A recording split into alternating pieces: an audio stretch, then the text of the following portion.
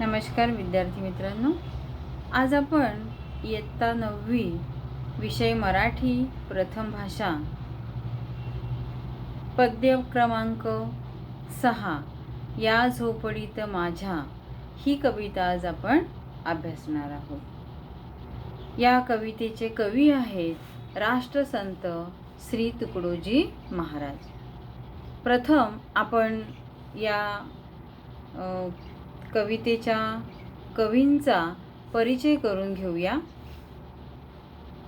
त्यांचं पूर्ण नाव इथे सांगितलेलं आहे, माणिक बंडोजी ठाकूर। जन्म आहे 1909 आणि मृत्यू आहे 1968।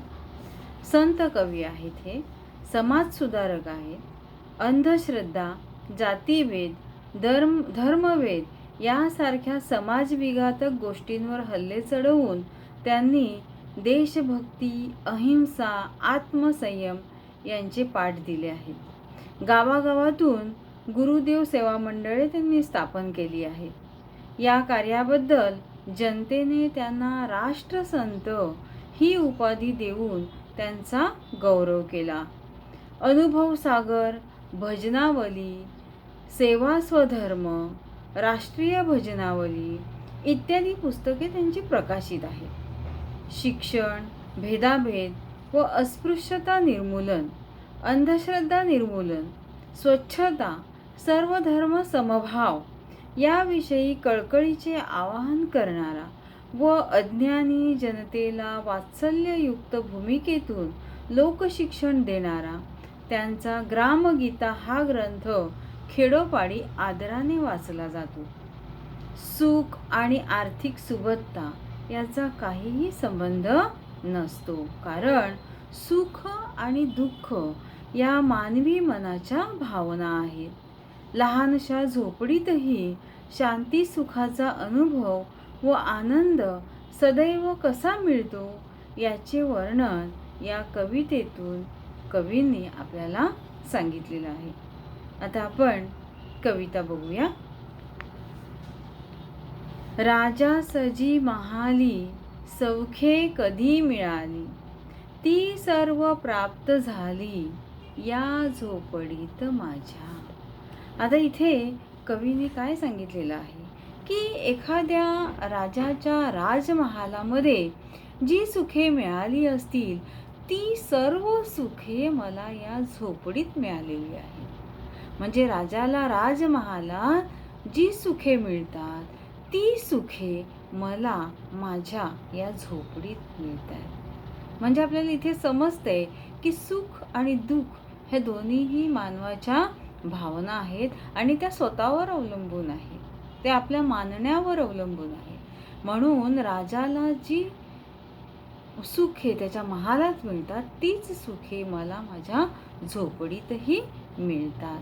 महाल म्हणजे तुम्हाला माहितीच आहे, महाल म्हणजे राजवाडा आणि सौख्य, सौख्य म्हणजे सुखे किंवा वैभव, त्याला सौख्य सांगितलेलं आहे। भूमीवरी पडावे ताऱ्यांकडे पहावे, प्रभुनाम नित्य गावे या झोपडीत माझ्या। कवी काय म्हणतात की अंगणातल्या जमिनीवर आरामात निजण्याचे आणि रात्री आकाशाकडे, चांदण्यांकडे, ताऱ्यांकडे पाहण्याचे सुख मला माझ्या या झोपडीत मिळते। देवाचे भजन गात मी नेहमीच आनंदाने या झोपडीत राहत असतो। पुन्हा बघा सांगते की भूमीवरी पडावे ताऱ्यांकडे पहावे। भूमी म्हणजे जमिनीवर, जमिनीवर झोपावं आणि ताऱ्यांकडे पाहावं। म्हणजे अर्थातच त्यांच्या झोपडीला छप्परही नसेल। मग अशा वेळेस जमिनीवर झोपल्यावर वरती आकाश दिसणार आणि आकाशातील चंद्र तारे हे सगळे पाहण्यात कवीला त्याच्यामध्ये सुख मिळते। म्हणून सांगतात कवी की मी देवाचे भजन गात गात मी माझ्या झोपडीत नेहमीच आनंदात राहतोय। पहारे आणि तिजोऱ्या त्यातून होती चोऱ्या, दारास नाही दोऱ्या या झोपडीत माझ्या. पहारे आणि तिजोऱ्या. पहार म्हणजे रखवाली करणारे किंवा नजरकैद. तिजोरी म्हणजे खजिना किंवा पेटी. पहारे आणि तिजोऱ्या. तिजोऱ्यांमध्ये आपण पैसे, दागिने, धन दौलत आपली ठेवतो. ती तिजोरीमध्ये आपण ठेवतो. तर कवीने पुढची ओळ काय सांगितलेली आहे की पहारे आणि तिजोऱ्या त्यातून होती चोऱ्या. दारास नाही दोऱ्या या झोपडीत माझ्या. महालांमध्ये, तिजोऱ्यांमध्ये मोठ्या प्रमाणामध्ये धन साठवलेलं असते, तरी सुद्धा तिथे त्याच्यावर खूप सक्त पहारे असून सुद्धा तिथे चोऱ्या होतात.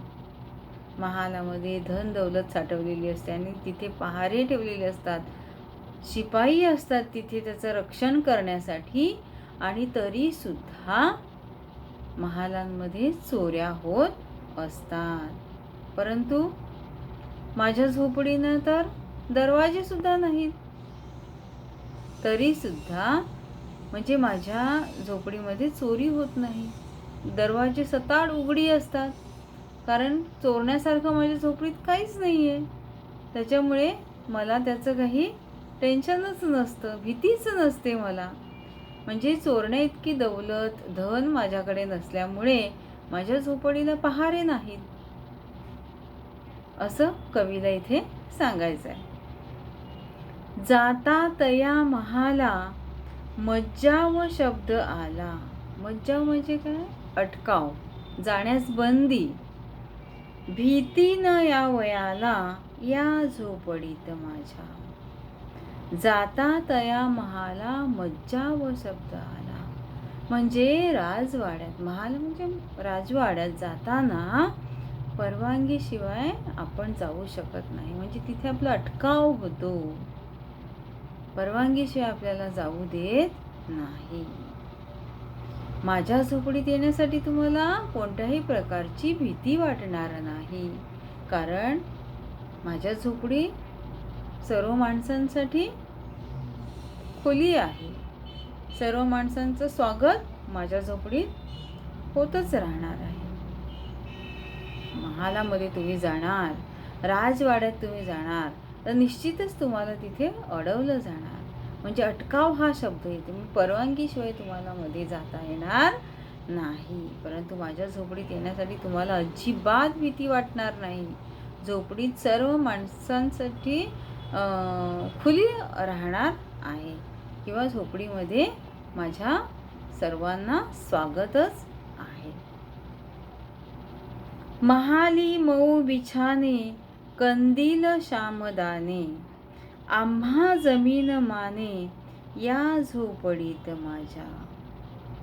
आम्हा जमीन माने म्हणजे जमिनीचाच बिछाना माझ्या झोपडीत आहे. जमीन माने म्हणजे जमिनीचाच बिछाना. महाली मऊ बिछाने, महालामध्ये आराम करण्यासाठी मऊ बिछाने आहेत, गाद्या आहेत छानपैकी मऊ मऊ झोपण्यासाठी, आराम करण्यासाठी. कंदील आहेत, झुंबरांची रोषणाई केलेली आहे. झगमगाट असतो महालामध्ये, सगळीकडे झुंबर लावलेली असतात, जिकडे तिकडे कंदील लावलेले असतात, म्हणजे रोषणाई आहे तिथे. माझ्या झोपडीत जमिनीवर पडणे हाच माझा सन्मान आहे. म्हणजे धरतीचा किंवा जमिनीचाच बिछाना माझ्या झोपडीमध्ये आहे. राजवाड्यासारखे मऊ बिछाने माझ्याकडे नाहीत, कंदील नाहीत, रोषणाई नाही, परंतु माझ्या झोपडीमध्ये जमिनीचाच बिछाना आहे. त्या धरतीचाच बिछाना मी केलेला आहे आणि त्याच्यावरच झोपणे हा माझा सन्मान आहे.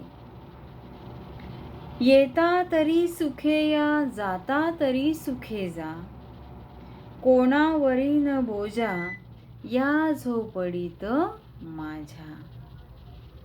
येता तरी सुखे या, जाता तरी सुखे जा. या झोपडीत कुणीही प्रेमाने या आणि प्रेमाने जा. माझ्या झोपडीत ये जा करण्यासाठी कोणाच्याही मनावर दडपण नाही. कोणीही कधीही येऊ शकतं आणि जाऊ शकते. पाहुनी सौख्य माते, देवेंद्र तोही लाजे. शांती सदा विराजे, या झोपडीत माझ्या. सांगितलेलं आहे की या माझ्या झोपडीचं सुख बघून देवांचा राजा इंद्र हा सुद्धा मनात लाजतोय.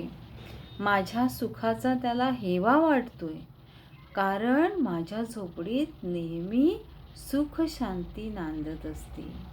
नेहमीच माझ्या झोपडीमध्ये सुख असते आणि आनंदही असतो. म्हणून माझ्या या झोपडीचं सुख पाहून देवांचा राजा इंद्र हा सुद्धा मनातल्या मनात लाजतो. माझ्या सुखाचा त्याला हेवा वाटतो. अशा प्रकारे या लहानशा झोपडीमध्ये सुख, शांती आणि आनंद असतो. महालातील सुखे झोपडीतही प्राप्त होतात. अशा प्रकारे झोपडीतल्या वैभवाचे वर्णन अतिशय साध्या सोप्या शब्दात या कवितेमध्ये केलेले आपल्याला दिसते. या कवितेखालील कृती जी आहे ती कृती सर्व विद्यार्थ्यांनी गृहपाठाच्या वहीत लिहायची आहे. धन्यवाद.